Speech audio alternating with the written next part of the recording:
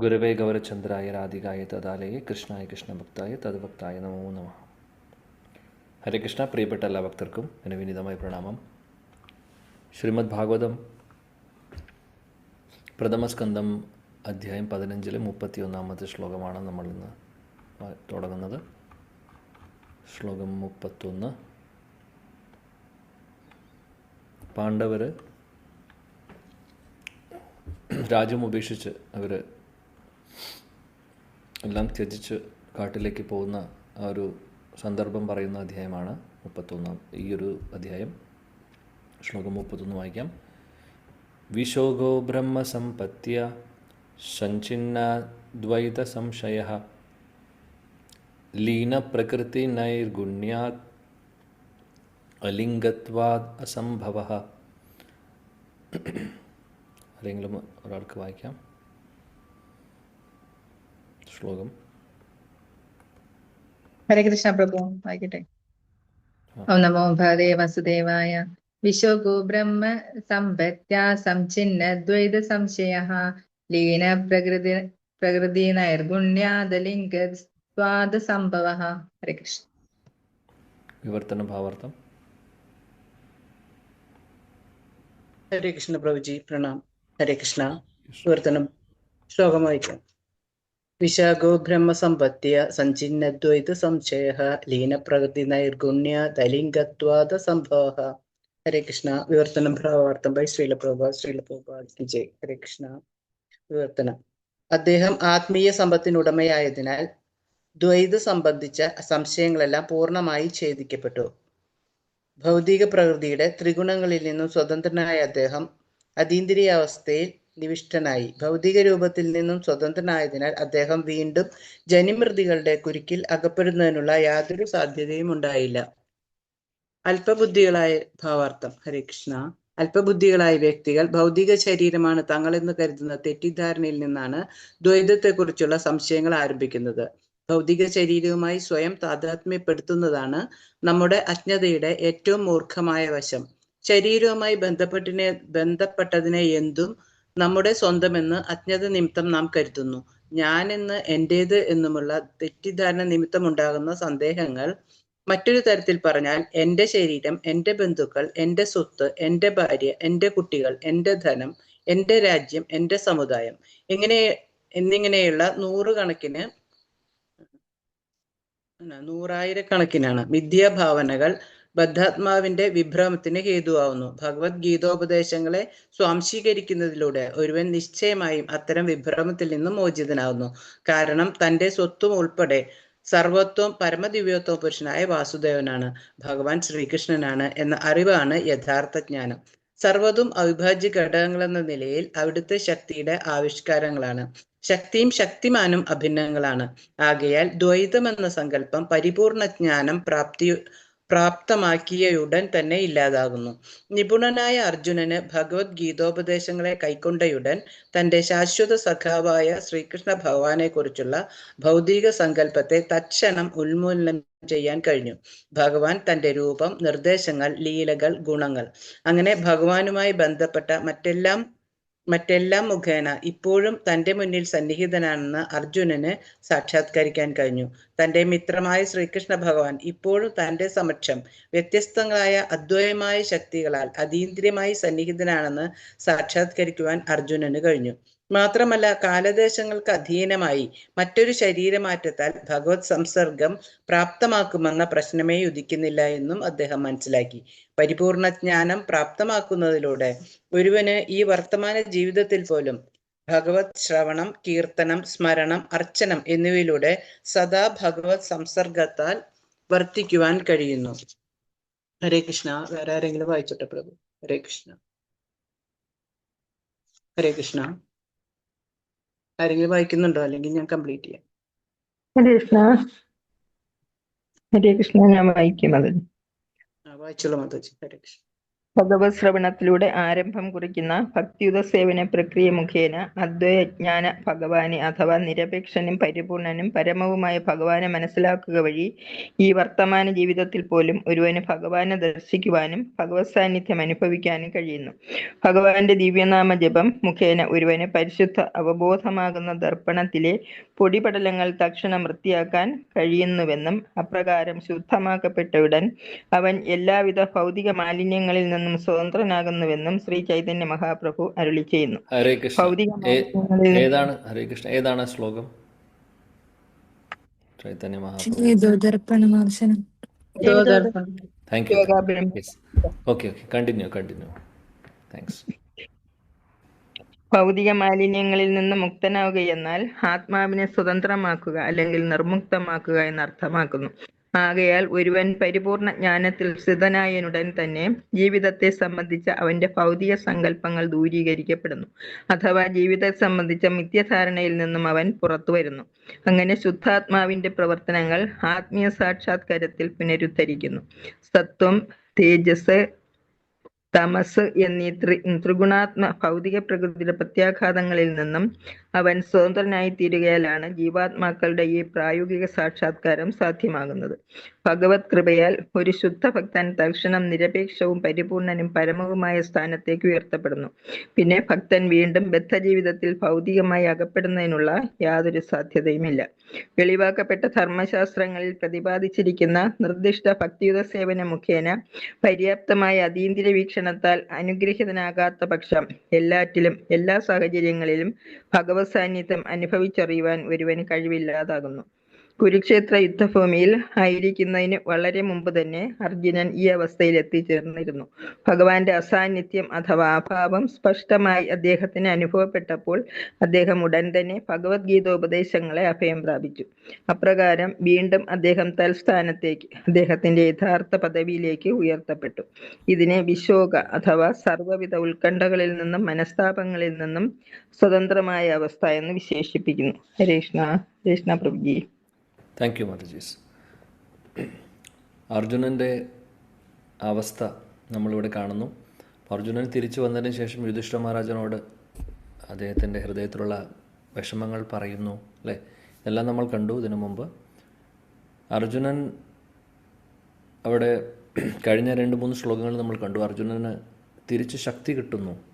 എങ്ങനെയാണ് കിട്ടുന്നത്? വിഷമമുണ്ട്, ഭഗവാനെ പിരിഞ്ഞിരിക്കുന്നതിൽ വിഷമമുണ്ട്. എന്നാൽ അദ്ദേഹത്തിന് ആ ഒരു മനസ്സ്, അദ്ദേഹത്തിൻ്റെ ഉള്ളിലുള്ള മനസ്സിലുള്ള വിഷമങ്ങളും ബുദ്ധിമുട്ടുകളും എല്ലാം മാറുന്നു. ആക്ച്വലി അദ്ദേഹത്തിന് ശക്തി വരുന്നു. വരുന്നത് എവിടെ നിന്നാണ്? ഭഗവാന്റെ നിർദ്ദേശങ്ങളിൽ നിന്ന്, ഭഗവാന്റെ ഇൻസ്ട്രക്ഷൻസിൽ നിന്ന്. ഓൾറെഡി നമ്മൾ വായിച്ചു ഇതിനു മുമ്പുള്ള ശ്ലോകങ്ങളിൽ ഭഗവത്ഗീത, കുരുക്ഷേത്ര ഭൂമിയിൽ നടന്ന ഭഗവത്ഗീതയിലൂടെ അർജുനന് എല്ലാ ജ്ഞാനവും ഭഗവാൻ കൊടുത്തിട്ടുണ്ട്. ഇങ്ങനെയുള്ളൊരു സാഹചര്യത്തിൽ അർജുനൻ്റെ വല്ലാത്തൊരവസ്ഥയാണ്. ഭഗവാൻ അദ്ദേഹത്തെ വിട്ടുപോയി, എല്ലാവരെയും വിട്ടുപോയി, സ്വധാമത്തിലേക്ക് തിരിച്ചു പോയി. അപ്പോൾ അത്രയും ഭഗവാന്റെ പ്രിയപ്പെട്ട ഭക്തനും സുഹൃത്തും കൂടിയായിരുന്നു അർജുനൻ.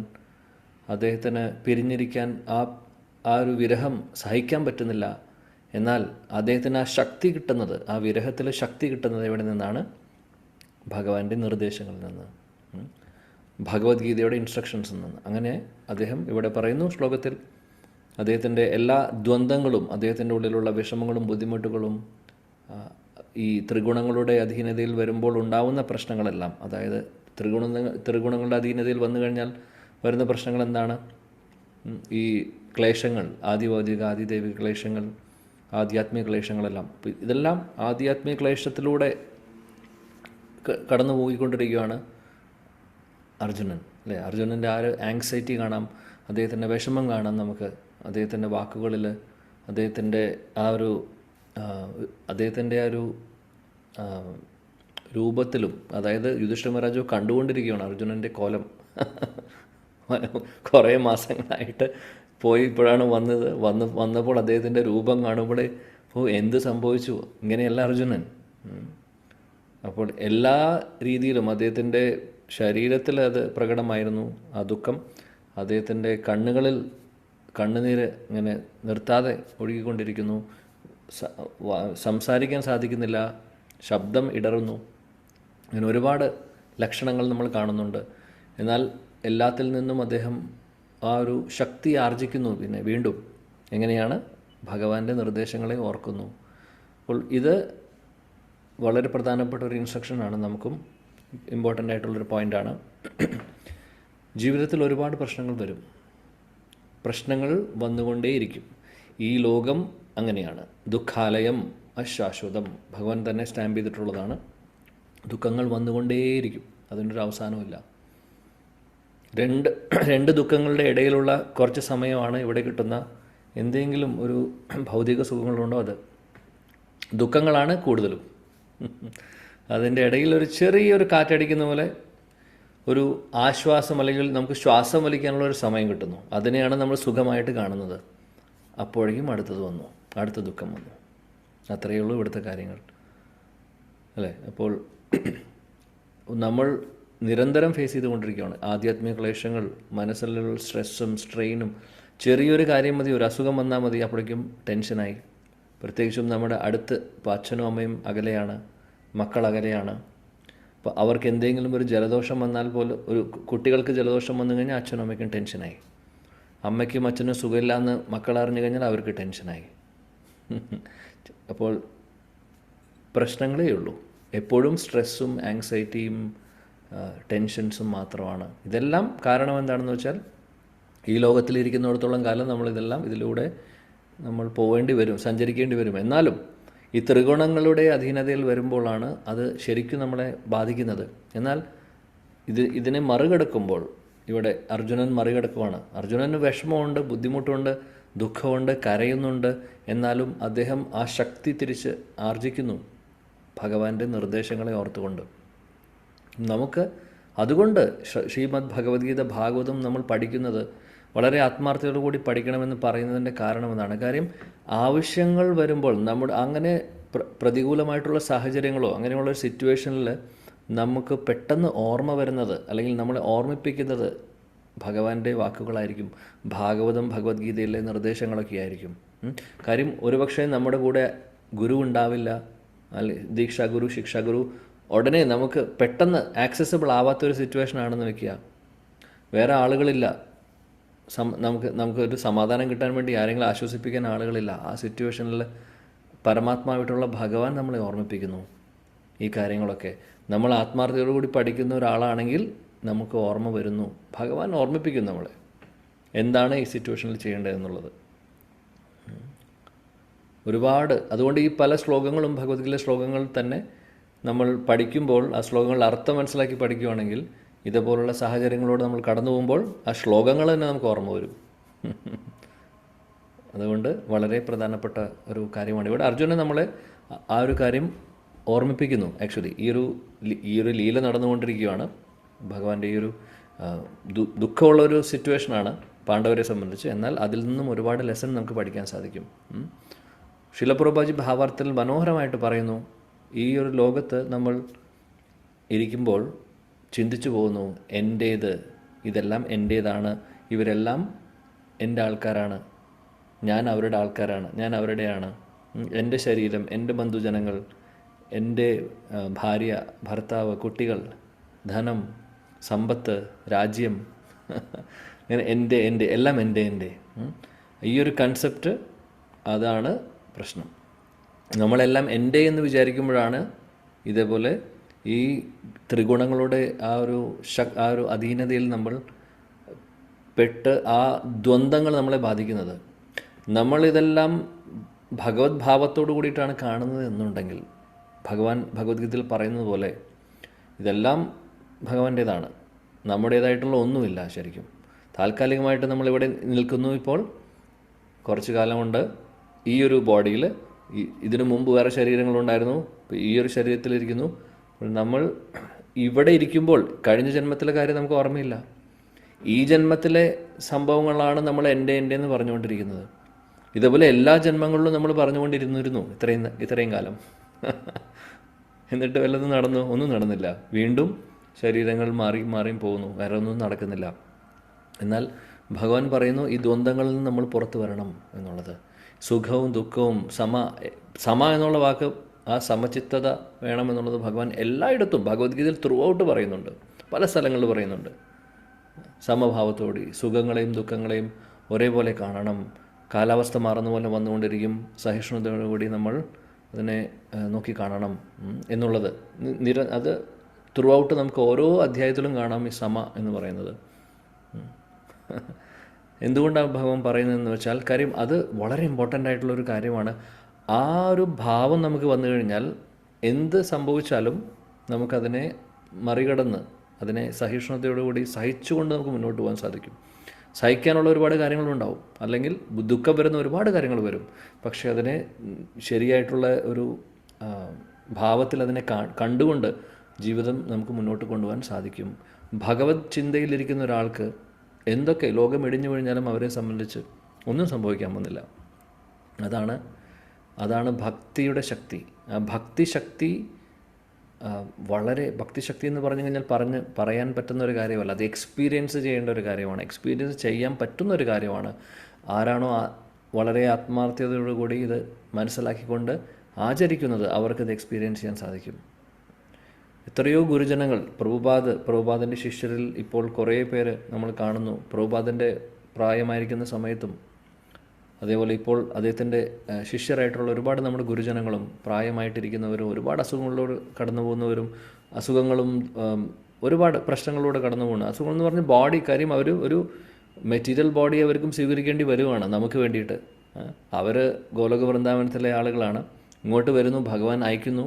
അപ്പോൾ അവർ ഈ ഒരു ശരീരം, ഒരു ഭൗതിക ശരീരം സ്വീകരിച്ച് വരുന്നു നമ്മളെ സഹായിക്കാൻ വേണ്ടി. അപ്പോൾ ആ ഭൗതിക ശരീരം സ്വീകരിക്കുമ്പോൾ അവർക്ക് ഈ ശരീരം, ഈ ലോകത്തിൻ്റെ ആ ഒരു ലോസ് ആൻഡ് റൂൾസ് കൂടെ കടന്നു പോകേണ്ടി വരും അല്ലേ. ഭൗതിക ലോകത്തിലെ കുറേ നിയമങ്ങളുണ്ട്, പ്രകൃതിയുടെ നിയമങ്ങളുണ്ട്, അതനുസരിച്ച് പോവേണ്ടി വരും. അതായത് ശരീരം വയസ്സാവുന്നു, അസുഖങ്ങൾ വരുന്നു, ഇതൊക്കെ അതിൻ്റെ പാർട്ടാണ്. അതെല്ലാം അവർ നമുക്ക് വേണ്ടി ചെയ്യുകയാണ് ചെയ്യുന്നത്. അപ്പോൾ ഒരുപാട് വേദനകളും ബുദ്ധിമുട്ടുകളും ശരീരത്തിനുണ്ടാവും, അവരുടെ ഹൃദയത്തിലും മനസ്സിലും ആ ബുദ്ധിമുട്ടുകളും വേദനകളും ഇല്ല. കാരണം എന്താണെന്ന് വെച്ചാൽ അവർ ഈ ഭൗതിക തലത്തിലല്ല അവരുടെ ചിന്ത, അവരുടെ കോൺഷ്യസ്നെസ്, അവരുടെ അവബോധം അതീന്ദ്രിയ തലത്തിലാണ്. അതുകൊണ്ട് അവർക്കിതൊന്നും ബാധിക്കുന്നില്ല. നമുക്കാണെങ്കിൽ ഒരു ചെറിയൊരു തലവേദന മതി എല്ലാം മാറാൻ. അതിൻ്റെ അർത്ഥം ആ ശരീരബോധത്തിലിരിക്കുന്നതുകൊണ്ടാണ്. ശരീരബോധത്തിലല്ലാതെ നമ്മൾ ആത്മീയ തലത്തിലുള്ള ആ ഒരു ചിന്താഗതിയിൽ വരുവാണെങ്കിൽ, എൻ്റെ എന്ന് പറയുമ്പോഴാണ് ഇതെല്ലാം പ്രശ്നം വരുന്നത് ശരീരബോധത്തിലിരിക്കുമ്പോഴാണ്. എന്നാൽ അതിൽ നിന്ന് മറികടന്ന് നമ്മൾ ചിന്തിച്ച് തുടങ്ങണം.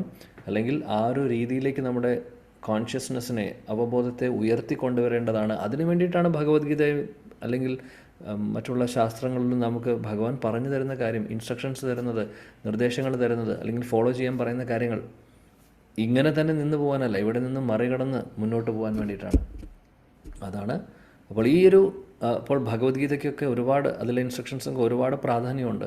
എപ്പോഴും നമുക്ക് ലൈഫിൽ ആവശ്യം വരുന്നതാണ്. അപ്പോൾ അത് പ്രോപ്പറായിട്ട് അതുകൊണ്ട് മനസ്സിലാക്കണം, പഠിക്കണം എന്നുള്ളത്. ഫിലോസഫിക്കൽ ഭഗവത്ഗീതയുടെ തത്വങ്ങളും അതിൽ പറഞ്ഞിട്ടുള്ള കാര്യങ്ങളും ശരിക്കും നമ്മൾ മനസ്സിലാക്കുന്നുണ്ടെങ്കിൽ ജീവിതം ഇവിടെ നമ്മൾ ജീവിച്ചിരിക്കുമ്പോൾ വളരെ സ്മൂത്തായിട്ട് നമുക്ക് മുന്നോട്ട് കൊണ്ടുപോകാൻ സാധിക്കും. പ്രശ്നങ്ങൾ വരില്ല എന്നല്ല പറയുന്നത്, പ്രശ്നങ്ങൾ വന്നുകൊണ്ടിരിക്കും.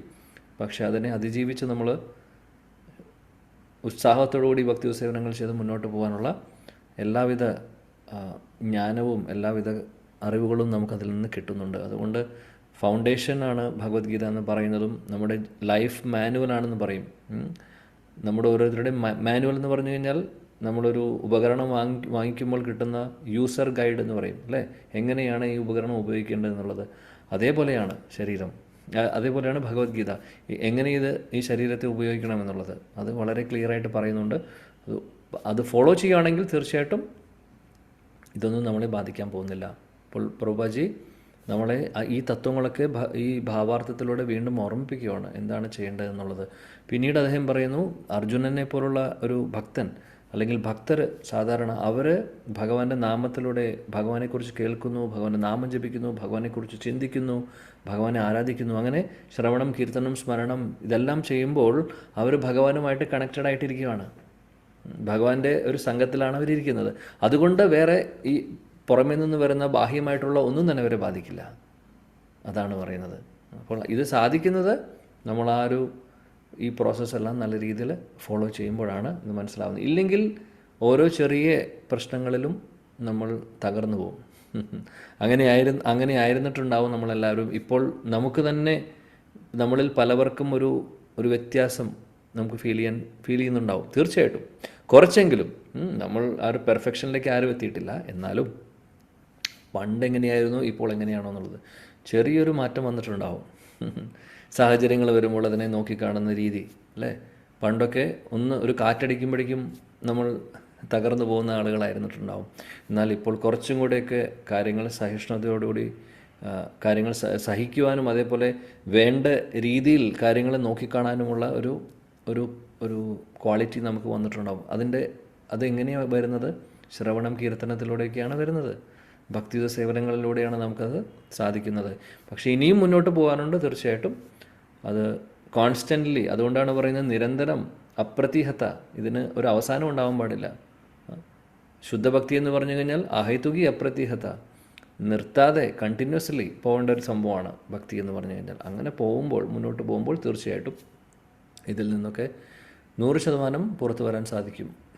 ഗോസ്വാമിമാരുടെ കാര്യം ഒന്ന് ആലോചിച്ച് നോക്കൂ. വൃന്ദാവനിൽ ഉണ്ടായിരുന്ന നമ്മുടെ ഗോസ്വാമിമാർ, അവർ എല്ലാം ഉപേക്ഷിച്ച് വന്നവരാണ്. അവരെ ഒന്നും ബാധിക്കുന്നുണ്ടായിരുന്നില്ല. ചൂട് ബാധിക്കുന്നുണ്ടായിരുന്നില്ല, തണുപ്പ് ബാധിക്കുന്നുണ്ടായിരുന്നില്ല. അതേപോലെ തന്നെ ഭക്ഷണം കഴിച്ചാൽ ആരെങ്കിലും മധുകരി കൊടുത്തു കഴിഞ്ഞാൽ വാങ്ങിക്കും, അതും ഒരു നേരം കഴിച്ചാലായി, അത്രയേ ഉള്ളൂ. ഉറങ്ങിയാലായി, ഉറങ്ങിയില്ലെങ്കിലായി. ഒന്നും തന്നെ ഈ ലോകത്തുള്ള ഒരു സംഭവങ്ങളും അവരെ ബാധിക്കുന്നുണ്ടായിരുന്നില്ല. കാര്യം എന്താണെന്ന് വെച്ചാൽ അവരുടെ അവബോധം, അവരുടെ ബോധം ഈ തലത്തിലല്ല, ഭൗതിക തലത്തിലല്ല, അതിനപ്പുറത്താണ്. അതുകൊണ്ട് ഒന്നും ബാധിക്കുന്നില്ല അവരെ. ഇപ്പോഴും കാണാം ഒരുപാട് ആചാര്യന്മാർ, അല്ലെങ്കിൽ ഒരുപാട് നമ്മൾ നേരത്തെ പറഞ്ഞ പോലെ ഒരുപാട് വൈഷ്ണവർ, ഈവൻ വൃന്ദാവനത്തിലും ഒരുപാട് വൈഷ്ണവരുണ്ട്.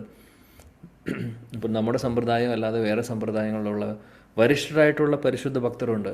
അവരൊക്കെ പ്രായമായി ഒരുപാട് അസുഖങ്ങളിലൂടെ കടന്നു പോകുന്നവരൊക്കെ ഉണ്ട്. പക്ഷെ ഒന്നും അവരെ ബാധിക്കുന്നില്ല. പ്രചരണം ചെയ്യുന്നു, അതേപോലെ ഭാഗവതം അല്ലെങ്കിൽ ക്ലാസ്സുകൾ എടുക്കുന്നു.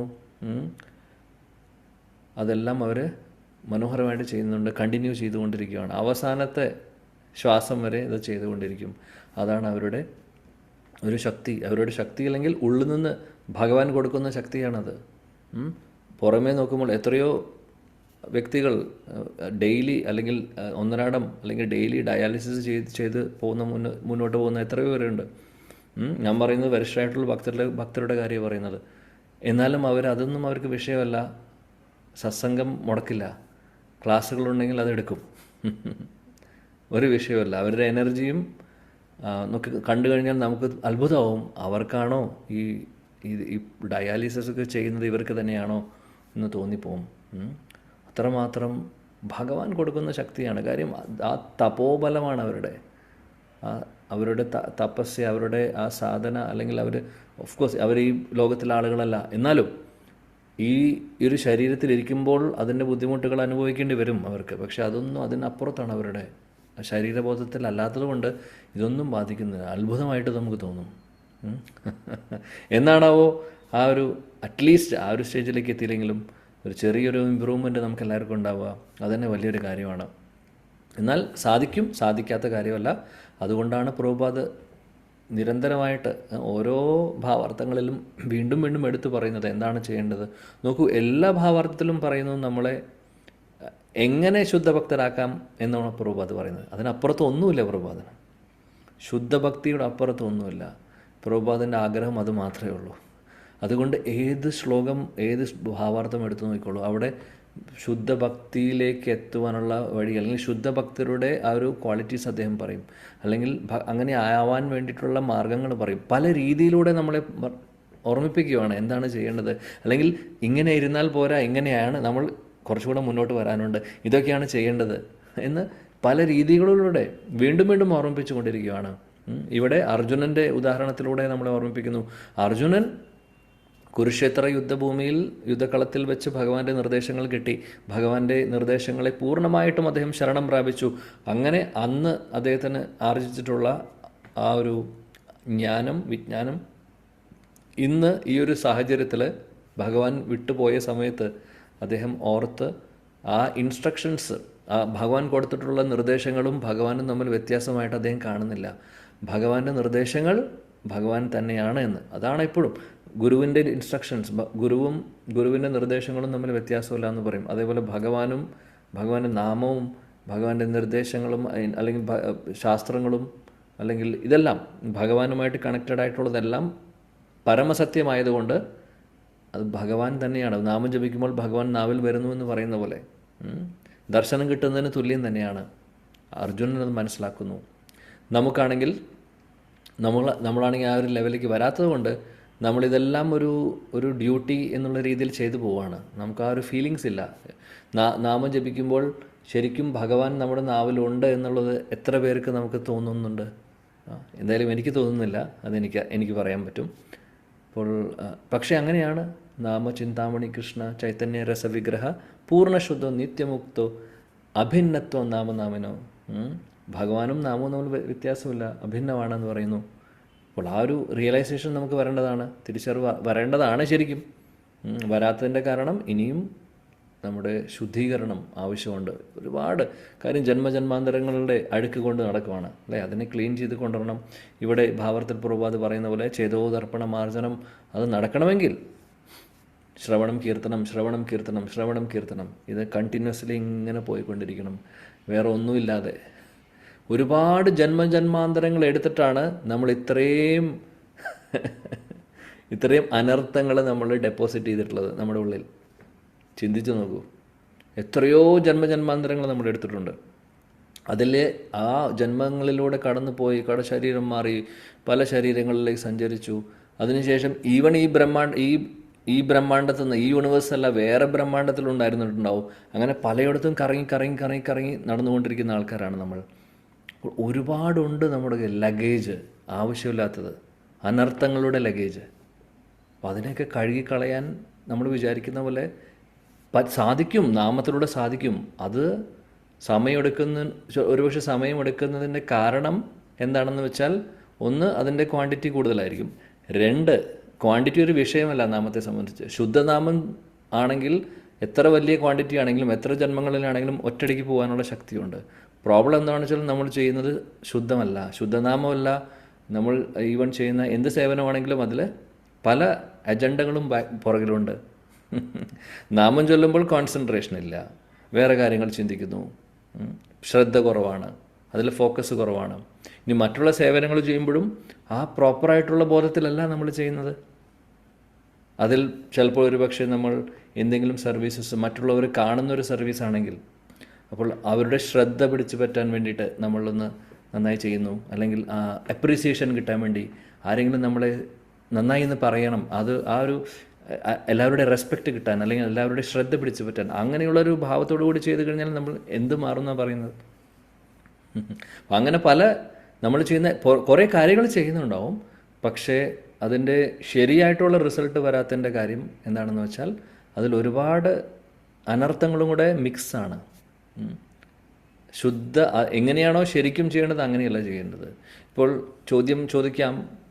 ചോദിച്ചിട്ടുള്ളതാണ് പലവരും, അല്ലെങ്കിൽ നമ്മൾ കേട്ടിട്ടുള്ളതാണ്, ഒരു നാമത്തിലൂടെ ഭഗവാൻ പറയുന്നുണ്ട്, ഒരു നാമം ചൊല്ലിയാൽ മതി, അതിലൂടെ ഇവൻ ഭഗവത് പ്രാപ്തി സാധ്യമാവുമെന്ന് പറയുന്നു. ഒറ്റൊരു നാമത്തിൽ സാധ്യമാവും, ആ ഒരു ഇൻറ്റൻസിറ്റിയോട് കൂടി ചെയ്യുകയാണെങ്കിൽ, ആ ഒരു ഇൻറ്റൻസിറ്റിയോട് കൂടി ചെയ്യുകയാണെങ്കിൽ, ഗജേന്ദ്രൻ വിളിച്ചതുപോലെ, ദ്രൗപദി ദേവി വിളിക്കുന്നത് പോലെ, അതേപോലെ അജാമിളൻ ഒന്നും അറിയേണ്ട നാരായണ എന്ന് നിസ്സഹായ അവസ്ഥയിൽ വിളിക്കുകയാണ് ചെയ്യുന്നത്. അപ്പോൾ തന്നെ വരുന്നത് ആരാണ്? വിഷ്ണുദൂതന്മാരാണ്. നമ്മുടെ മുമ്പിൽ ഇതുവരെ ആർക്കെങ്കിലും അനുഭവം ഉണ്ടായിട്ടുണ്ടോ? വിഷ്ണുദൂതന്മാർ, വിഷ്ണുദൂതന്മാരോ അല്ലെങ്കിൽ അങ്ങനെ ആരെങ്കിലും കണ്ടിട്ടുണ്ടോ? നാമം നമ്മൾ ചൊല്ലുന്നുണ്ട്, അജാമിളൻ ചൊല്ലുന്ന പോലെയല്ല. അജാമിളൻ കുറേ മകനെ നാരായണ നാരായണ എന്ന് വിളിച്ചു. നമ്മൾ ഡെയിലി 16 മാല ഹരേ കൃഷ്ണ ചൊല്ലുന്നുണ്ട്, മേ ബി കുറേ വർഷങ്ങളായിട്ട്, അല്ലെങ്കിൽ കുറച്ച് വർഷങ്ങൾ, എത്ര വർഷങ്ങളാണെങ്കിൽ. പക്ഷെ ഇതുവരെ അങ്ങനെ 4 കൈകളുള്ള വിഷ്ണുദൂതന്മാരോ അതോ ഇനി ഗോലോക വൃന്ദാവനത്തിലെ കൃഷ്ണൻ്റെ കൂട്ടുകാരോ ആരെയും നമ്മൾ കണ്ടിട്ടില്ല. അതോ ഇനി വൈകുണ്ഠത്തിലെ വിമാനമൊന്നും ഇതുവരെ കണ്ടിട്ടില്ല. കാരണം എന്താണെന്ന് വെച്ചാൽ അത് പ്രോപ്പറായിട്ടുള്ള രീതിയിൽ അല്ല വരുന്നത്, അത് ചെയ്യുന്നില്ല. അതുകൊണ്ടാണ് ഒരുപാട് അനർത്ഥങ്ങൾ അതിൻ്റെ പുറകിലുണ്ട്. ഒരുപാട് കാര്യങ്ങളുണ്ട്. അപ്പോൾ അതൊക്കെ മാറ്റി മാറ്റി പതുക്കെ നമ്മുടെ ക്വാളിറ്റി സ്റ്റാൻഡേർഡ് കൂട്ടിക്കൊണ്ടുവരണം. ഭക്തിയുത സേവനങ്ങളുടെ സ്റ്റാൻഡേർഡ് കൂട്ടിക്കൊണ്ടുവരണം. അപ്പോൾ അതെങ്ങനെയാണ് സാധിക്കുന്നത്? അത് ചെയ്ത് പ്രാക്ടീസ് ചെയ്തത്. ഒരാൾ ഒരു കാര്യത്തിൽ എക്സ്പേർട്ട് ആവുന്നത് എങ്ങനെയാണ്? ആ കാര്യം വീണ്ടും വീണ്ടും ചെയ്യുമ്പോൾ. കൂട്ടത്തിൽ പരിശുദ്ധ ഭക്തരിൽ നിന്ന് കേൾക്കണം. അവർ പറയുന്നതനുസരിച്ചിട്ട് അത് ഫോളോ ചെയ്യാൻ നോക്കണം. ശ്രവണത്തിന് ഒരുപാട് ശക്തിയാണ്. നമ്മൾ ആരിൽ നിന്ന് കേൾക്കുന്നോ ആ വ്യക്തിയുടെ ക്വാളിറ്റീസ് നമ്മുടെ ഉള്ളിലേക്ക് വരും. ഇത് വെറുതെ പറയുന്നല്ല. അതുകൊണ്ട് ഈവൻ നമ്മൾ ക്ലാസ്സുകൾ കേൾക്കുമ്പോഴും ചിലപ്പോൾ നമുക്കുള്ളൊരു പ്രശ്നം എന്താണെന്ന് വെച്ചാൽ, ജനറലി ഇപ്പോൾ സൂമൊക്കെ വന്നതിന് ശേഷം, യൂട്യൂബൊക്കെ ഇപ്പോൾ പോപ്പുലർ ആയതിനു ശേഷം ഒരു ക്ലാസ്സിൽ നിന്ന് അടുത്ത ക്ലാസ്സിൽ നിന്ന് അടുത്ത ക്ലാസ്, പല സ്പീക്കേഴ്സ്, പലവരും ഭാഗവതം പറയുന്നുണ്ട്, പലവരും ക്ലാസ്സസ് എടുക്കുന്നുണ്ട്. ലോകത്തിൽ ഒരുപാട് പേര് ഒരേ സമയത്ത് ട്യൂൺ ചെയ്താൽ 10, 20, 30, 50 ക്ലാസ് കേൾക്കാം വേണമെങ്കിൽ ലൈവ്. അപ്പോൾ എന്താണെന്ന് വെച്ചാൽ എല്ലാം നല്ലത് തന്നെ, മോശമാണ് എന്നുള്ളതല്ല പറയുന്നത്. പക്ഷേ ആ നമ്മൾ കേൾക്കുന്ന ആ ഒരു ഭക്തൻ്റെ, ആരാണോ അത് പറയുന്നത്, ആരാണോ ഹരികഥ ചെയ്യുന്നത്, അവരുടെ ക്വാളിറ്റീസ്, ഒന്ന് അവർ പരിശുദ്ധ ഭക്തരാവണം എന്നുള്ളത് ആണെങ്കിൽ ആവാം, ഇനി ആവാതിരിക്കാം. ആ ഒരു ശ്രേണി, ഇപ്പോൾ ഉദാഹരണം പറയാം, പ്രഭുപാദിൻ്റെ ക്ലാസ് കേൾക്കുന്നു. പ്രഭുപാദ് ശുദ്ധ ഭക്തനാണ്. അതേപോലെ അദ്ദേഹത്തിൻ്റെ ശിഷ്യർ കുറേ പേര് നമ്മുടെ ഗുരുജനങ്ങളുണ്ട്, അവരൊക്കെ ശുദ്ധ ഭക്തരാണ്. അപ്പോൾ അവിടെ പിന്നെ ചോദ്യമില്ല. അവരിൽ നിന്ന് കേൾക്കുമ്പോൾ തീർച്ചയായിട്ടും അതിൻ്റെ ഒരു എഫക്റ്റ് നമ്മുടെ ഉള്ളിലേക്ക് വരും. അതേപോലെ തന്നെ ആ ഒരു ശ്രേണിയിൽ നമുക്ക് കൂട്ടാൻ പറ്റുമോ എന്നുള്ളത് അവിടെ ഇരിക്കട്ടെ. ചിലപ്പോൾ ഒരു പക്ഷേ കുറേ ജൂനിയർ ആയിട്ടുള്ളവരായിരിക്കും. പക്ഷേ പരിശുദ്ധ ഭക്തിയുത സേവനങ്ങളിലേക്ക് എത്തുവാൻ വേണ്ടി ആത്മാർത്ഥതയോടുകൂടി പ്രാക്ടീസ് ചെയ്യുന്ന കുറേ പേരുണ്ടാവും. ശിലരാധാന സ്വാമി മഹാരാജ് പറഞ്ഞ പോലെ, ഞാൻ പലപ്പോഴും പറഞ്ഞിട്ടുണ്ട് ഇതിനു മുമ്പും ക്ലാസ്സിലും, പ്യുവർ ഡിവോട്ടി എന്ന് പറഞ്ഞ ഡെഫിനേഷൻ ചോദിച്ചപ്പോൾ അദ്ദേഹം പറഞ്ഞത് 2 കാര്യമാണ്. പ്യുവർ ഡിവോട്ടി 2 തരത്തിലുണ്ടെന്ന് പറഞ്ഞു. ശുദ്ധഭക്തർ 2 തരത്തിലുള്ളൂ. ഒന്ന് ശുദ്ധഭക്തർ, ഓൾറെഡി ശുദ്ധഭക്തർ, അതായത് നിത്യപാർഷദരോ അല്ലെങ്കിൽ ആ ഒരു ഗുരുജനങ്ങളൊക്കെ, അവരൊക്കെ ശുദ്ധഭക്തർ. രണ്ടാമത്തെ, ശുദ്ധഭക്തരാവാൻ വേണ്ടി ആത്മാർത്ഥതയോടുകൂടി, ഉത്സാഹത്തോടുകൂടി, അതേ കൂട്ടത്തിൽ അതേപോലെ തന്നെ വിനയത്തോടു കൂടി ഇതെല്ലാം മനസ്സിലാക്കിക്കൊണ്ട് അത് പ്രാക്ടീസ് ചെയ്യുന്ന ആളുകളും, അവരെയും നമുക്ക് ഈ കാറ്റഗറിയിൽ കൂട്ടാം എന്ന് പറയുന്നു. അപ്പോൾ അങ്ങനെയുള്ള ഫയേർഡ് അപ്പായിട്ടുള്ള, അങ്ങനെയുള്ള വളരെ സിൻസിയറായിട്ടുള്ള ഭക്തിയിൽ നിന്ന് കേൾക്കുമ്പോഴും നമുക്ക് ട്രാൻസ്ഫോർമേഷൻ ഉണ്ടാവും. അപ്പോൾ കേൾക്കുന്നത് എവിടെ നിന്നാണോ, ഇപ്പോൾ ഒരു സോഴ്സിൽ നിന്ന് നമ്മൾ കണ്ടിന്യൂസ് ആയിട്ട് കേൾക്കുകയാണെങ്കിൽ ആ വ്യക്തിയുടെ ക്വാളിറ്റീസ് നമ്മുടെ ഉള്ളിലേക്ക് പതുക്കെ വരും. ഇത് വളരെയധികം അനുഭവമുള്ള ഒരു കാര്യമായിരിക്കും. അത് പല സ്ഥലങ്ങളിലും പോകുമ്പോൾ പ്രശ്നം എന്താണെന്ന് വെച്ചാൽ, മോശമാണെന്നല്ല പറയുന്നത്, പല ആളുകളുടെയും മൂഡ് വ്യത്യാസം ഉണ്ടാവും, ഭാവങ്ങൾ വ്യത്യാസം ഉണ്ടാവും. സിൻസിയറിറ്റിയുടെ കാര്യം മാത്രമല്ല, ഈവൺ അവരുടെ ആ ഒരു ഭാവത്തിൽ വ്യത്യാസം ഉണ്ടാവും. അപ്പോൾ എല്ലാം കൂടെ ഒരു മിക്സ് ആയിട്ടുള്ള പരുവത്തിലായിരിക്കും നമുക്ക് കിട്ടുന്നത്. ഇപ്പം എല്ലാം ഹരികഥയാണ്, എല്ലാം നല്ലതാണ്, സംശയമൊന്നുമില്ല, കേൾക്കേണ്ട എന്നുള്ളതല്ല. പക്ഷേ കണ്ടിന്യൂസ്ലി, അതുകൊണ്ടാണ് നമുക്കൊരു ദീക്ഷാഗുരു വേണമെന്നുള്ളതും, ഗുരു എന്ന് പറയുന്ന ആ ഗുരുവിൽ നിന്ന് നിരന്തരമായിട്ട് സ്ഥിരമായിട്ട് കേൾക്കുക എന്നുള്ളത്. ഗുരു, ദീക്ഷാഗുരുവോ ശിക്ഷാഗുരുവോ ആത്മാർത്ഥതയോടുകൂടി പ്രാക്ടീസ് ചെയ്യുന്ന ആരാണോ, അവരുടെ വാണി നമ്മൾ നിരന്തരമായിട്ട് കേൾക്കുമ്പോൾ ഓട്ടോമാറ്റിക്കലി ആ ക്വാളിറ്റീസ് വരും. അതിൻ്റെ കൂട്ടത്തിൽ വേറെയും കേൾക്കാം, പക്ഷേ ഇത് കോൺസ്റ്റൻ്റ് ആയിരിക്കും, ഇതിന് മാറ്റമില്ല. ഇത് മാറ്റമില്ലാതെ സ്ഥിരമായിട്ട് ചെയ്യുമ്പോൾ ഇത് അനുഭവത്തിൽ വരും. നമുക്ക് നമ്മളറിയില്ല ആ ക്വാളിറ്റീസ് വരുന്നത്, പക്ഷേ ഓട്ടോമാറ്റിക്കലി അത് വരും. കാര്യം അത്രയും ശക്തിയാണ് ശ്രവണത്തിനുള്ളത്. അപ്പോൾ ഇതെല്ലാം പ്രഭുപാദ് ഇവിടെ ഡയറക്റ്റ്ലി ഇൻഡയറക്റ്റ്ലി നമ്മളെ ഓർമ്മിപ്പിക്കുന്നു എങ്ങനെയാണ് എന്നുള്ളത്. അപ്പോൾ ശുദ്ധഭക്തരുടെ ഒരു ലെവലിലേക്ക് നമ്മളെ കൊണ്ടുവരണം പ്രഭുപാദന് ആഗ്രഹമുണ്ട്. അതിനുവേണ്ടി നമ്മളെ നിർദ്ദേശിച്ച് പല കാര്യങ്ങളും ഓർമ്മിപ്പിക്കുകയാണ് ചെയ്യുന്നത്. അപ്പോൾ ഇതെല്ലാം അർജുനൻ, അദ്ദേഹം ഓർക്കുന്നു, അദ്ദേഹത്തിന് ഓർമ്മ വന്നു, നിർദ്ദേശങ്ങൾ ഓർമ്മ വന്നു. അതേപോലെ നമുക്കും ഇങ്ങനെയുള്ള സിറ്റുവേഷനിൽ ഓർമ്മ വരണം. അതിനുവേണ്ടി നമ്മളും അർജുനൻ ചെയ്തതുപോലെ, അർജുനൻ കൃഷ്ണൻ പറയുന്നത് കേട്ടു, തസ്മാത് സർവേഷു കാലേഷു മാം അനുസ്മര യുദ്ധിച്ച, അത് പറഞ്ഞു ഭഗവാൻ അല്ലേ, എന്നെ ഓർത്തുകൊണ്ട് നീ നിൻ്റെ ജോലി ചെയ്യാൻ പറഞ്ഞു. അതേപോലെ തന്നെ മന്മനാഭവത്മക്തും അത്യാജി നമസ്കരു പറഞ്ഞു, സർവധർമാൻ പരിത്യജ മാമേകം ശരണവ്രജ പറഞ്ഞു. ഇതെല്ലാം അർജുനൻ അവസാനം പറഞ്ഞു, കൃഷ്ണ നീ എന്ത് പറയുന്നു ഞാനത് ഫോളോ ചെയ്യും, എനിക്കിനി അപ്പുറത്തൊന്നുമില്ല, ഞാൻ പൂർണ്ണമായിട്ടും അങ്ങേ ശരണം പ്രാപിക്കുന്നു. അതുകൊണ്ട് അർജുനൻ അർജുനൻ പെർഫെക്റ്റായി. ആ ഒരു മാർഗം സ്വീകരിച്ചാൽ നമുക്കും മുന്നോട്ട് പോകാൻ സാധിക്കും. നല്ല രീതിയിൽ നല്ല ഭക്തരായി പോകാൻ സാധിക്കും. പ്രഭുപാദി നമ്മുടെ ഗുരുജനങ്ങളും നമ്മളിൽ നിന്ന് പ്രതീക്ഷിക്കുന്നതാണ്. അപ്പോൾ ഇങ്ങനെയുള്ള ശ്ലോകം ഒരു സ്റ്റോറി ലൈൻ നമുക്ക് പോവാം, വായിച്ച് മുന്നോട്ട് പോവാം, കേട്ട് മുന്നോട്ട് പോകാം. കൂട്ടത്തിൽ നമുക്ക് പ്രാക്ടിക്കലി എന്ത് ഇതിൽ നിന്ന് പഠിക്കാനുണ്ടെന്നുള്ളതും എപ്പോഴും ഓർക്കേണ്ടതാണ്. അർജുനൻ്റെ അവസ്ഥ നമ്മുടെ അവസ്ഥയായിട്ട് ഓർക്കുക. അല്ലെങ്കിൽ ഇങ്ങനൊരു അവസ്ഥ വരുമ്പോൾ എന്ത് ചെയ്യണം, അർജുനൻ എന്ത് ചെയ്തു, ആ ഒരു പാത നമ്മൾ പിന്തുടരണം. ഇതാണ് ബേസിക്കലി, ഇതിനു വേണ്ടിയിട്ടാണ് ഇതൊക്കെ പറഞ്ഞു തരുന്നത്. ശാസ്ത്രങ്ങൾ നമുക്കുള്ളത് ഇതിനു വേണ്ടിയിട്ടാണ്. ഒരുപാട് ഭക്തരുടെ എക്സാമ്പിൾസ് എന്തിനാണ് പറയുന്നത്, ഒരുപാട് ഭക്തരെക്കുറിച്ച് എന്തിനും ഭാഗവതത്തിൽ പറയുന്നു. ഓക്കെ, ഭഗവാന്റെ ലീലയൊക്കെയാണ്, ശരിയാണ്, ഭക്തരുടെ ലീലകളാണ്, അത് നമ്മുടെ ശുദ്ധീകരണം നടത്തുന്നു. കൂട്ടത്തിൽ ഒരുപാട് ലെസൺസ് നമ്മളെ പഠിപ്പിക്കുന്നുണ്ട്. അതും കൂടെ നമ്മളിപ്പോഴും ഓർക്കണം. ഓക്കെ, 32ാമത്തെ ശ്ലോകം. നിശമ്യ ഭഗവാൻ മാർഗം സംസ്ഥാം യദുകുലസ്യ ച സ്വപതായ മതിം ചക്രേ നിവൃത്താത്മാ യുധിഷ്ഠിരഃ. ഹരേ കൃഷ്ണ. വായിച്ചോളൂ. ഹരേ കൃഷ്ണ പ്രഭുജി. വായിക്കട്ടെ. ഹരേ കൃഷ്ണ. നിശമ്യ ഭഗവൻ മാർഗം സംസ്ഥാം യദുകുലസ്യ ച സ്വപദായാമതിം ചക്രേ നിവൃതാത്മാ യുധിഷ്ഠിരഃ. ഹരേ കൃഷ്ണ പ്രഭുജി. Thank you. വിവർത്തനം ഭാവാർത്ഥം. ഹരേ കൃഷ്ണ. നിശമ്യ ഭഗവൻ മാർഗം സംസ്ഥാം യദുകുലസ്യ ച സ്വപദായാമതിം ചക്രേ നിവൃതാത്മാ യുധിഷ്ഠിരഃ. വിവർത്തനം ഭാവാർത്ഥം. ശ്രീലപ്രഭുപാദിക്ക് ജയ്. ശ്രീകൃഷ്ണ ഭഗവാൻ സ്വധാമത്തിലേക്ക് മടങ്ങിപ്പോയെന്നും യദുകുല വംശജരുടെ ഭൂലോക പ്രാദുർഭാവത്തിന് അന്ത്യം സംഭവിച്ചുവെന്നും മനസ്സിലാക്കിയ മഹാരാജാവ് യുധിഷ്ഠിരൻ ഭവനത്തിലേക്ക് ഭഗവദ്ധാമത്തിലേക്ക് മടങ്ങിപ്പോകാൻ നിശ്ചയിച്ചു. ഭാവാർത്ഥം. ഭൂലോകവാസികളുടെ ദൃഷ്ടിയിൽ നിന്നും ഭഗവാൻ അപ്രത്യക്ഷനായെന്ന് ശ്രമിച്ച മഹാരാജാവ് യുധിഷ്ഠിരൻ തന്റെ ശ്രദ്ധ ഭഗവത്ഗീതോപദേശങ്ങളിലേക്ക് തിരിക്കുകയും ഭഗവാന്റെ ആവിർഭാവത്തെയും തിരോധാനത്തെയും കുറിച്ച് അവഗാഢം ചിന്തിക്കുവാൻ ആരംഭിക്കുകയും ചെയ്തു. മർത്യപ്രപഞ്ചത്തിലെ ഭഗവാന്റെ ആവിർഭാവ തിരോധാന ദൗത്യം പൂർണ്ണമായും പരമേച്ഛയെ അടിസ്ഥാനപ്പെടുത്തിയാണിരിക്കുന്നത്. ഭൗതിക പ്രകൃതിയുടെ നിയമങ്ങൾക്ക് വിധേയമായി ജനിക്കാനും മരിക്കാനും നിർബന്ധിതരായ ജീവാത്മാക്കളെ പോലെ ഒരു പരമശക്തിക്കും വിധേയമായി അവതരിക്കാനും അന്തർധാനം ചെയ്യാനും ഭഗവാൻ നിർബന്ധിതനല്ല. ഭഗവാൻ ആഗ്രഹിക്കുമ്പോഴൊക്കെ മറ്റു ലോകങ്ങളിലുള്ള ഭഗവാന്റെ അവതാര തിരോധാനങ്ങൾക്ക് ഭംഗം വരാതെ അദ്ദേഹത്തിന് എപ്പോഴും എവിടെയും അവതരിക്കാനും അന്തർധാനം ചെയ്യാനും കഴിയുന്നു. അദ്ദേഹം സൂര്യനെ പോലെയാണ്. മറ്റ് സ്ഥലങ്ങളിലുള്ള തന്റെ സാന്നിധ്യത്തിന് യാതൊരു വിഘ്നവും മാറ്റവും സംഭവിക്കാതെ തന്നെ ഏതു സ്ഥലത്തും സൂര്യനെ സ്വേച്ഛയാൽ പ്രത്യക്ഷനാകാനും അപ്രത്യക്ഷനാകാനും കഴിയുന്നു. പശ്ചിമ ചക്രവാളത്തിൽ അപ്രത്യക്ഷനാകാതെ തന്നെ സൂര്യൻ പ്രഭാതത്തിൽ ഭാരതത്തിൽ ഉദിച്ചു വരുന്നു. സൂര്യമണ്ഡലത്തിലുടനീളം എപ്പോഴും എവിടെയും സൂര്യൻ സന്നിഹിതനാണെങ്കിലും ഒരു പ്രത്യേക സ്ഥലത്ത് സൂര്യൻ പ്രഭാതത്തിൽ ഉദിക്കുകയും നിശ്ചിത സമയത്ത് പ്രദോഷത്തിൽ അസ്തമിക്കുകയും ചെയ്യുന്നു.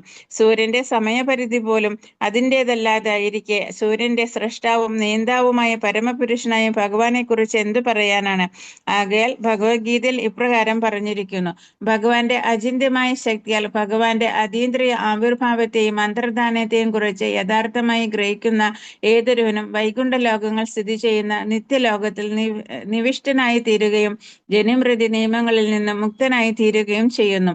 അത്തരം മുക്താത്മാക്കൾക്ക് ജനനം, മരണം, വാർദ്ധക്യം, രോഗം എന്നിവയുടെ കഠോര വേദന അനുഭവിക്കാതെ നിത്യമായി ജീവിക്കുവാൻ കഴിയുന്നു. ആത്മീയ ലോകത്തിൽ വാർദ്ധക്യം, രോഗം, മരണം എന്നിവയില്ലാത്തതിനാൽ ഭഗവാനും അദ്ദേഹത്തിന്റെ അതീന്ദ്രിയ പ്രേമയുത സേവനത്തിൽ ശാശ്വതമായി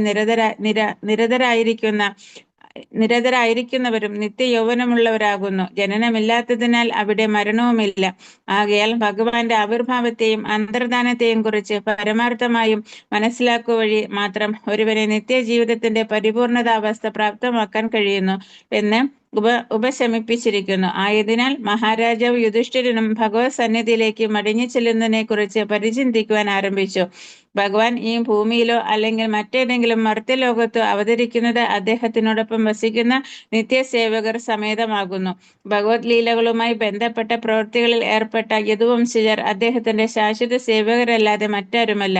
അതുപോലെ തന്നെയാണ് മഹാരാജാവ് യുധിഷ്ഠിരൻ, അദ്ദേഹത്തിന്റെ ഭ്രാതാക്കൾ, മാതാവ് തുടങ്ങിയവരും. ഭഗവാന്റെയും അദ്ദേഹത്തിന്റെ അദ്ദേഹത്തിന്റെ സഹചരന്മാരുടെയും അഥവാ സേവകന്മാരുടെയും ആവിർഭാവവും തിരോധാനവും അതീന്ദ്രിയമാകിൽ ആവിർഭാവത്തിന്റെയും തിരോധാനത്തിന്റെയും അഗോചരമായ സവിശേഷതകളിൽ ആരും ആകരുത്. Hare Krishna Prabhuji. Thank you. Thank you. ഇവിടെ പറയുന്നു യുധിഷ്ഠിര മഹാരാജാവ് ഇതെല്ലാം കേട്ടു, അർജുനൻ പറയുന്ന കാര്യങ്ങളെല്ലാം കേട്ടിട്ടുണ്ട്. അദ്ദേഹത്തിന് ഓൾറെഡി ഒരുപാട് ഹിൻഡ് കിട്ടിയിട്ടുണ്ട് അല്ലേ? നമുക്കറിയാം, ലക്ഷണങ്ങളിലൂടെ ഒരുപാട് ലക്ഷണങ്ങൾ അദ്ദേഹം കണ്ടിട്ടുണ്ട്. അർജുനൻ വരുന്നേക്കാൾ മുമ്പ് തന്നെ, അർജുനൻ വന്നതിന് ശേഷം പിന്നെ അർജുനൻ്റെ ആ ഒരു സംസാരത്തിൽ നിന്നും അദ്ദേഹത്തിന് കാര്യങ്ങൾ മനസ്സിലായി. അർജുനൻ്റെ ഭാവം കണ്ടും അർജുനൻ്റെ രൂപം കണ്ടിട്ടൊക്കെ അദ്ദേഹത്തിന് മനസ്സിലായിട്ടുണ്ട്. അപ്പോൾ ഇതെല്ലാം കേട്ടതിന് ശേഷം അർജുനൻ പറയുന്നു, പിന്നെ അദ്ദേഹം ഭഗവാൻ പോയി എന്നുള്ളത് പറയുന്നുണ്ട്. യുധിഷ്ഠിര മഹാരാജാവ് ഉടനെ തന്നെ തീരുമാനമെടുക്കുകയാണ്. മതി, ഇത്രയും മതി, സമയമായി നമുക്ക് പോകാൻ. ഉടനെ തന്നെ യുധിഷ്ഠിര മഹാരാജാവ് രാജ്യം ഉപേക്ഷിക്കാൻ പോവാണ്. ഇതാണ് ഒരു പരിശുദ്ധ ഭക്തൻ്റെ വേറെ ഒരു ലക്ഷണം. അതായത് ഇവിടെയുള്ള സാധനങ്ങളോട്, സ്ഥാനങ്ങളോട്, സാധനങ്ങളാവട്ടെ, സ്ഥാനമാനങ്ങളാവട്ടെ, പൊസിഷൻസ് എന്ത് വേണമെങ്കിലും, യുധിഷ്ഠിര മഹാരാജാവ് ലോകം മുഴുവനും ഭരിക്കുന്ന രാജാവായിരുന്നു. ഇതെല്ലാം ഉപേക്ഷിച്ച് പോകാമെന്ന് പറഞ്ഞു കഴിഞ്ഞാൽ അത്ര എളുപ്പമുള്ള കാര്യമല്ല. ലോകം മുഴുവനും അദ്ദേഹത്തിൻ്റെ കീഴിലുള്ള വ്യക്തി, ആ പവറുണ്ട്, അദ്ദേഹം അത്രയും ലോകം മുഴുവനും ഫേമസ് ആണ്. യുധിഷ്ഠിര മഹാരാജാവിൻ്റെ ആ ഒരു ക്വാളിറ്റീസ് ഈവൻ ദേവതമാർ പോലും ആഗ്രഹിക്കുന്നുണ്ടായിരുന്നു. അർജുനൻ്റെ ആണെങ്കിലും യുധിഷ്ഠിര മഹാരാജാവിൻ്റെ ഒക്കെ ആണെങ്കിലും അത്രമാത്രം ഫേമസ് ആയിട്ടുള്ള ആളുകളാണ് ഇവരൊക്കെ. സമ്പത്തിൻ്റെ കാര്യം പറയണ്ട, ഇപ്പോൾ ഈ ഒരു യുദ്ധത്തിന് ശേഷം എല്ലാം യുധിഷ്ഠിര മഹാരാജാവിൻ്റെ കീഴിലാണ് വരുന്നത് അല്ലേ? യുധിഷ്ഠിര മഹാരാജന് ഇല്ലാത്ത ഒന്നും ഉണ്ടായിരുന്നില്ല. എന്നാൽ അദ്ദേഹം ഇവിടെ തീരുമാനമെടുക്കുന്നു, മതി, സമയമായി, തിരിച്ചു പോകേണ്ട സമയമായി. അല്ലെങ്കിൽ തിരിച്ചു പോകാമെന്ന് പറഞ്ഞാൽ ഇതെല്ലാം ഉപേക്ഷിച്ച് ഇനി നമ്മുടെ ജീവിതത്തിൽ എന്താണോ ചെയ്യേണ്ടത്, ഓൾറെഡി ഭഗവത് സേവനങ്ങൾ അവർ ചെയ്തു വന്നിട്ടുണ്ട്. പക്ഷേ ഒരു സമയം കഴിഞ്ഞു കഴിഞ്ഞാൽ ആ വാനപ്രസ്ഥം എന്ന് പറയുന്ന ഒരു സ്റ്റേജ് വരും. അപ്പോൾ ഇതെല്ലാം നമ്മളെ കാണിച്ചു തരുന്നു യുധിഷ്ഠിര മഹാരാജാവ്. ഇനി യുധിഷ്ഠിര മഹാരാജാവ് ചെയ്യുന്നത് കണ്ട് ബാക്കി എല്ലാ പാണ്ഡവരും കൂടെ പോകുന്നു. ഒരാൾ പോലും അവിടെ നിൽക്കുന്നില്ല. എന്നാൽ പോട്ടെ, ചേട്ടൻ പോട്ടെ, ഞങ്ങളിവിടെ നിൽക്കാം എന്ന് പറഞ്ഞിട്ടില്ല. എല്ലാവരും ഒരുമിച്ച് ഇറങ്ങുന്നു. പരീക്ഷിത്ത് മഹാരാജാവിനെ ഏൽപ്പിക്കുന്നു, മുന്നോട്ട് പോകുന്നു. അതാണ് കാണുന്നത്. അപ്പോൾ ഇതെല്ലാം ഈ ഒരു വിരക്തി ഉള്ളിൽ ഉള്ളത് എന്തുകൊണ്ടാണെന്ന് വെച്ചാൽ ഭക്തി ഉണ്ടെങ്കിൽ അല്ലേ? വാസുദേവ ഭഗവതി ഭക്തിയോഗ പ്രയോജിത. ആ ശ്ലോകത്തിൽ പറയുന്നുണ്ട്, ഭഗവാനെ നമ്മൾ ആരാധിക്കുമ്പോൾ, ഭക്തിയോ സേവനങ്ങൾ ചെയ്യുമ്പോൾ ജ്ഞാനം നമുക്ക് വേണ്ട ജ്ഞാനം കിട്ടുന്നു, കൂട്ടത്തിൽ വൈരാഗ്യം എന്ന് പറയുന്നത് വിരക്തി നമ്മുടെ ഉള്ളിൽ വരുന്നു. ഭക്തിയുടെ ഒരു പ്രൊഡക്റ്റാണ്, അല്ലെങ്കിൽ റിസൾട്ടാണ് അതെല്ലാം. വിരക്തി എങ്ങനെയാണ്, എന്തിൽ നിന്നാണ് വിരക്തി തോന്നുന്നത്? ഈ ഭൗതിക ലോകത്തിലെ സ്ഥാനമാനങ്ങളാവട്ടെ, സമ്പത്താവട്ടെ, അല്ലെങ്കിൽ എന്ത് വേണമെങ്കിലും ആവട്ടെ, അതിനോടൊക്കെ നമുക്കൊരു വിരക്തി തോന്നും. കാര്യം ഇതിലൊന്നും കാര്യമില്ല എന്ന് നമുക്ക് മനസ്സിലാവും. അങ്ങനെ ആ ഒരു ഭാവം ഉണ്ടെങ്കിലേ ഇത് ഉപേക്ഷിക്കാൻ സാധിക്കുകയുള്ളൂ. ഇല്ലെങ്കിൽ നമ്മളതിനെ കെട്ടിപ്പിടിച്ചുകൊണ്ടിരിക്കും. എങ്ങനെയായിരുന്നു ധൃതരാഷ്ട്ര ചെയ്തിരുന്നത്? അദ്ദേഹം ചെയ്ത് നേരെ തിരിച്ചാണ്. ധൃതരാഷ്ട്ര എല്ലാം കെട്ടിപ്പിടിച്ചിരിക്കുന്നു, മക്കളെല്ലാവരും മരിച്ചു. അവസാനം യുധിഷ്ഠിര മഹാരാജാവ് അദ്ദേഹത്തെ കൊട്ടാരത്തിലേക്ക് കൊണ്ടുവന്നു. അദ്ദേഹത്തെ രാജാവിനെ പോലെ തന്നെയായിരുന്നു അവിടെ നോക്കിക്കൊണ്ടിരുന്നത്. അദ്ദേഹത്തിന് എല്ലാവിധ സൗകര്യങ്ങളും സുഖസൗകര്യങ്ങളും ചെയ്തു കൊടുത്തു. ധൃതരാഷ്ട്ര അപ്പോഴും അത് എൻജോയ് ചെയ്യുന്നൊരു മെൻറ്റാലിറ്റിയിലായിരുന്നു അപ്പോഴും. അന്നും ധൃതരാഷ്ട്ര വിതുരർ വന്ന് അദ്ദേഹത്തെ ഉപദേശിക്കുന്നവരെ അദ്ദേഹം വിട്ടുപോകാൻ തയ്യാറായിരുന്നില്ല. അതും ഓർക്കണം, മക്കളെല്ലാം മരിച്ച് മക്കളുടെ മരണത്തിന് കാരണമായിട്ടുള്ള ആളുകളുടെ കൂടെ താമസിക്കുന്നു. എന്നിട്ടും അദ്ദേഹത്തിനൊരു വിരക്തി തോന്നുന്നുണ്ടായിരുന്നില്ല. അപ്പോൾ 2 എക്സാമ്പിൾസാണ് നമ്മളിൽ നിന്ന് ഓർക്കാവുന്നത്. ഒന്ന് പാണ്ഡവർ, യുധിഷ്ഠിര മഹാരാജാവും അദ്ദേഹത്തിൻ്റെ സഹോദരങ്ങളും, ഇവിടെ ധൃതരാഷ്ട്രവും. ഒരേ കുടുംബത്തിൽ ചിന്താഗതിയിൽ വ്യത്യാസം. ഇവിടെ യുധിഷ്ഠിര മഹാരാജാവ് തീരുമാനിക്കുന്നു, ഭഗവാൻ പോയി, ഇനി നമ്മളിവിടെ നിൽക്കുന്നതിന് അർത്ഥമില്ല, കഴിഞ്ഞു, ഇന്നത്തോടുകൂടി എല്ലാം അവസാനിപ്പിക്കണം, ഉപേക്ഷിക്കണം എന്ന് തീരുമാനമെടുക്കുന്നു. ഇതൊരു വലിയൊരു പാഠമാണ് നമുക്ക്. ഇതെല്ലാം ഈ നമ്മളുടെ കയ്യിലുള്ളതെല്ലാം നമ്മൾ അതിനെ ഇങ്ങനെ ഇരിക്കുന്നതിനും ഒരു സമയം വേണം. അതൊക്കെ മാറ്റിവെച്ച് അടുത്ത കാര്യത്തിലേക്ക് കിടക്കാൻ. കാര്യം ഈ ഒരു സുവർണ അവസരം എനിക്ക് കിട്ടിക്കൊള്ളുന്നില്ല. മനുഷ്യജന്മം കിട്ടുന്നതേ വളരെ വളരെ വളരെ വളരെ റെയറാണ്. സത്സംഗം കിട്ടുന്നതും അതിനേക്കാൾ റെയറാണ്. ഇത്രയൊക്കെ ആയി എന്നിട്ട് നമ്മൾ ഇനിയും അറ്റാച്ച്മെൻറ്റ്സോട് കൂടി ഇരിക്കുകയാണെങ്കിൽ ഇനിയൊരു അവസരം കിട്ടുമെന്ന് അറിയില്ല. അതുകൊണ്ട് കിട്ടിയിട്ടുള്ള അവസരം നല്ല രീതിയിൽ നമ്മൾ എടുക്കണം. അതിന് വേണ്ടിയിട്ടാണ് ഇതെല്ലാം ശാസ്ത്രങ്ങളിലൂടെ നമുക്ക് കാണിച്ചു തരുന്നത്. അല്ലെങ്കിൽ ഇങ്ങനെയുള്ളൊരു എപ്പിസോഡ്സ് ഒന്നും കാണേണ്ട ആവശ്യമില്ല, അല്ലേ? ശാസ്ത്രങ്ങളിൽ പലതും പല സ്റ്റേജസ് നമ്മൾ കാണിക്കുന്നുണ്ട്. ഓരോ സിറ്റുവേഷൻസ് പല സിറ്റുവേഷൻസ് കാണിക്കുന്നു. പല വ്യക്തികളുണ്ട്. എന്നാൽ കോമൺ ആയിട്ട് നമുക്ക് കാണാം യുധിഷ്ഠിര മഹാരാജാവ്, പരീക്ഷിത്ത് മഹാരാജാവ്, അതേപോലെ തന്നെ വേറെയും പൃഥു മഹാരാജ്, അതേപോലെ അംഗ മഹാരാജ്, അത് വേണയുടെ അച്ഛൻ, അങ്ങനെ കുറേ പേര് നമ്മൾ, ഋഷഭ് ദേവ്, ഭരത് മഹാരാജ്, ഇവരെല്ലാവരും വലിയ പൊസിഷനിലിരിക്കുന്ന ആളുകളായിരുന്നു. പക്ഷേ ത്യക്ത്വാ തൂർണമശേഷ മണ്ഡലപതി ശ്രേണിം സദാ തുച്ഛവത് എല്ലാം ഉപേക്ഷിച്ച് പോകുന്നു. നമ്മുടെ ഗോസ്വാമിമാർ ചെയ്ത പോലെ. കാര്യം അവരുടെ പർപ്പസ് അവർക്കറിയാം. ഈ ഒരു ജീവിതത്തിൻ്റെ, ഈ ഒരു ജന്മത്തിൻ്റെ അല്ലെങ്കിൽ ഈ ഒരു ലൈഫിൻ്റെ പർപ്പസ് എന്താണെന്ന് അതറിയാവുന്നതുകൊണ്ട് അവരതിലേക്ക്, ആ കാര്യത്തിലേക്ക് കടക്കുന്നു. അതറിയാതെ ഇപ്പോഴും അറ്റാച്ച്മെൻറ്റോട് കൂടി ഇരിക്കുന്നവർ ഇവിടെ ഇരിക്കലേ ഉണ്ടാവുള്ളൂ. വീണ്ടും ജന്മം എടുക്കേണ്ടി വരും ഈ ലോകത്ത്. അല്ലെങ്കിൽ അറിയില്ല എന്തായിരിക്കും അവസ്ഥ എന്നുള്ളത്. അപ്പോൾ ഇതെല്ലാം, ഈ എക്സാമ്പിൾസ് എല്ലാം നമ്മളെ ഓർമ്മിപ്പിക്കുന്നത് പതുക്കെ സ്ലോലി ഗ്രാജുവലി നമ്മൾ പല കാര്യങ്ങളിൽ നിന്നും ഡിറ്റാച്ച്ഡ് ആയിട്ട് വരണം എന്നുള്ളത്. ഭക്തിയിലൂടെ അത് വരും. അതിൻ്റെ കൂട്ടത്തിൽ നമ്മളും നമ്മുടെ ഭാഗത്തുനിന്നും കുറച്ച് അതിനുവേണ്ടി പ്രയത്നിക്കേണ്ടതായിട്ടുമുണ്ട്. ചില കാര്യങ്ങൾ നമുക്ക് ഉപേക്ഷിക്കാൻ പറ്റുന്നതാണെങ്കിൽ ഉപേക്ഷിക്കുക. പതുക്കെ നമ്മൾ അതിന് എഫേർട്ട് എടുത്തിട്ട് ചെയ്യുക. കൂട്ടത്തിൽ ഭക്തി സേവനങ്ങളോട് ചെയ്യുമ്പോൾ അത് എക്സ്റ്റേണലി മാത്രമല്ല, ചിലപ്പോൾ നമ്മൾ ബാഹ്യമായിട്ട് ഉപേക്ഷിക്കുന്നുണ്ടാവും, പക്ഷെ ഉള്ളിൽ അതിനുള്ള ആഗ്രഹം പോയിട്ടുണ്ടാവില്ല. അപ്പോൾ ഉള്ളിൽ ആഗ്രഹം, മനസ്സിലെ ആഗ്രഹം പോകണമെങ്കിൽ അത് ഭക്തി സേവനങ്ങളിലൂടെ പോവുകയുള്ളൂ. എന്നാൽ പുറമേ ഉള്ളത് നമ്മുടെ ഇന്ദ്രിയങ്ങളെ നിയന്ത്രിക്കുക എന്നുള്ളത്, ഇന്ദ്രിയങ്ങളെ ഒന്ന് പിടിച്ചു കെട്ടുക എന്നുള്ളത് കുറച്ച് കാര്യങ്ങൾ നമുക്ക് ചെയ്യാൻ സാധിക്കുന്നുണ്ട്. അപ്പോൾ ആ കാര്യങ്ങൾ നമ്മൾ ചെയ്യണം. ബാക്കി സ്പിരിച്വൽ പ്രാക്ടീസസിലൂടെ നമുക്ക് ആ ശക്തി നമുക്ക് കിട്ടുന്നതായിരിക്കും. ശില പ്രഭുപാദ് ഇവിടെ ഭാവാർത്ഥത്തിൽ ഭഗവാന്റെ ആവിർഭാവം തിരോഭാവത്തെക്കുറിച്ച് ഉള്ള വിശദീകരണമാണ് പറയുന്നത്. ഭഗവാൻ എപ്പോൾ വേണമെങ്കിലും അവതരിക്കാം, എപ്പോൾ വേണമെങ്കിലും തിരിച്ചു പോകാം. അദ്ദേഹത്തിൻ്റെ ആഗ്രഹം അനുസരിച്ച് അദ്ദേഹത്തിന് ചെയ്യാൻ സാധിക്കും, അല്ലേ? നമുക്കറിയാം ഭഗവാൻ അപ്പോൾ ബ്രഹ്മാവിൻ്റെ ഓരോ കൽപ്പം, അതായത് ഓരോ ദിവസത്തിലും വരുന്നു ലീലകൾ ചെയ്യുന്നു, തിരിച്ചു പോകുന്നു.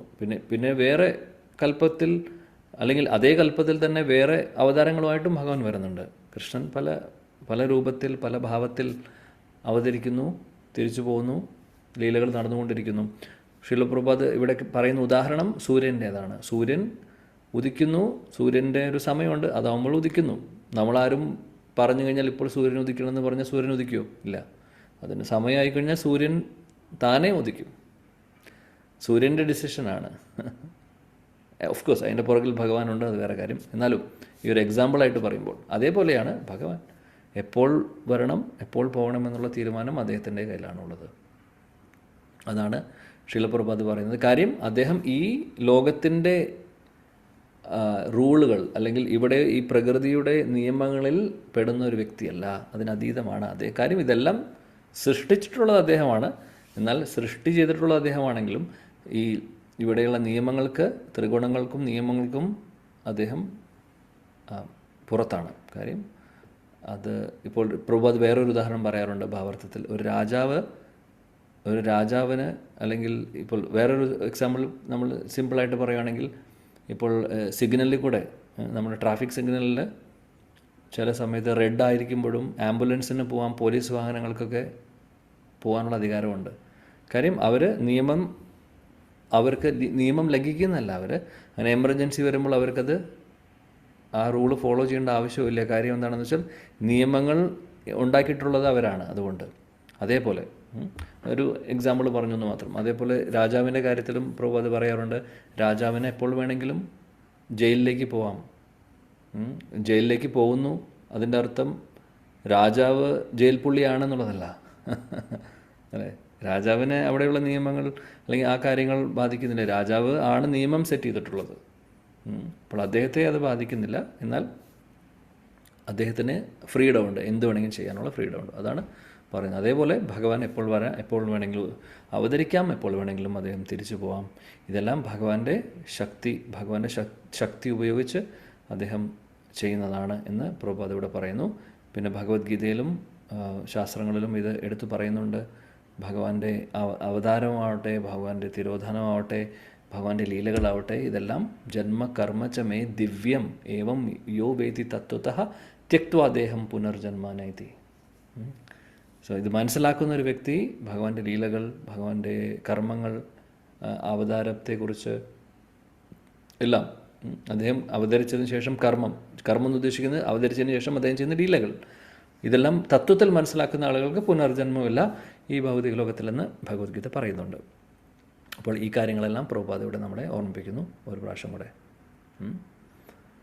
ഓക്കെ, അപ്പോൾ അതാണ് ഈ ശ്ലോകത്തിൽ നിന്ന്. ഇനി 33ാമത്തെ ശ്ലോകം അടുത്ത ക്ലാസ്സിൽ പ്രഭു കണ്ടിന്യൂ ചെയ്യുന്നതായിരിക്കും. ग्रंथराज श्रीमद् भागवतम की जय, जगत गुरु श्रीला प्रभुपाद की जय, समवेद गौर भक्तवृंद की जय, निताय गौर प्रेमानंदे. Thank you. എല്ലാവരോടും നന്ദി പറയുന്നു. ഹരേ കൃഷ്ണ.